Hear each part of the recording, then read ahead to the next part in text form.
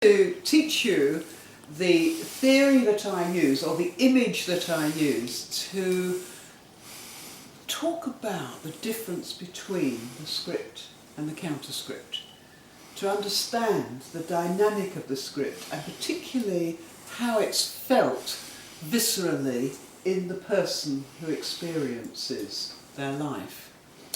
And I think this idea originated for me from a workshop I did with Toby Kaler when he was teaching drivers, and he was talking about drivers as a life support system, as a kind of I don't know whether he actually used the word buoyancy aid, but that was what I made sense of in my head at the time. And we're going back now to very early, probably early 80s or late 70s, when I first heard this material. And I always draw diagrams in order to understand material. This is how I make my notes whenever I'm in lectures. And I remember sitting in Toby Kaler's workshop and drawing this diagram. And I was thinking about the injunctions that we have. And they seemed like heavy weights in my being, as though these were the kind of weights that were pulling me down.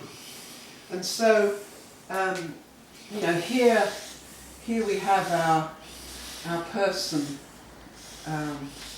living their life, but they have attached to them these almost like chains on them, these heavy drivers, which may be heavy injunctions, which may be don't be well, don't be you, don't be strong, don't feel, don't succeed, don't exist, don't be a child. All those injunctions that weigh us down in life. And then I thought, well, this makes sense if we think about the script being part of the sea of life.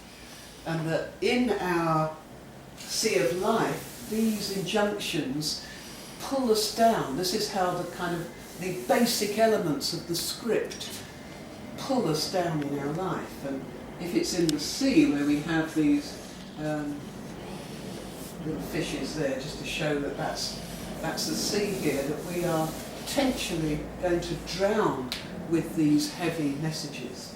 But we have something else. We have these buoyancy aids. We have these balloons.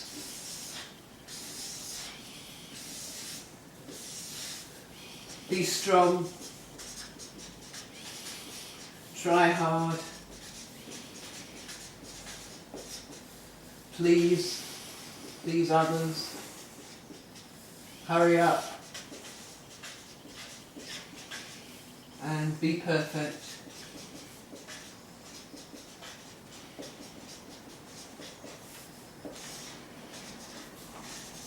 That actually are the counter-script.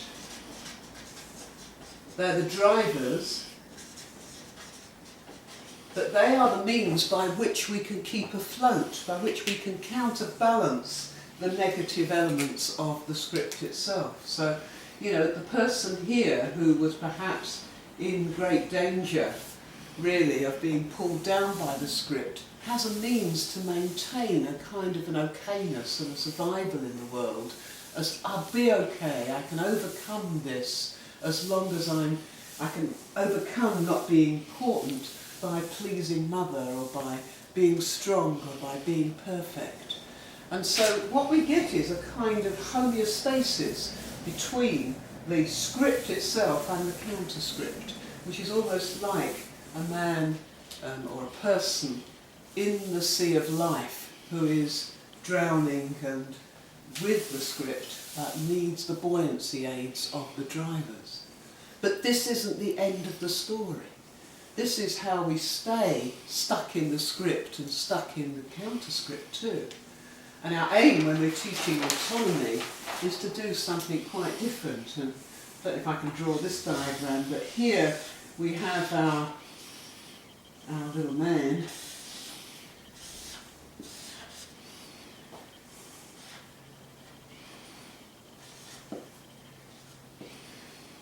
this time swimming in the sea of life, with some autonomy. Maybe there are some nice islands here that he can choose to swim to. But in this sea of life, this is autonomy, where he is choosing where to go. And I think the fishes are quite pleased too to have a companion down there. So, we need to think not just about the script, but also what the antithesis is of that.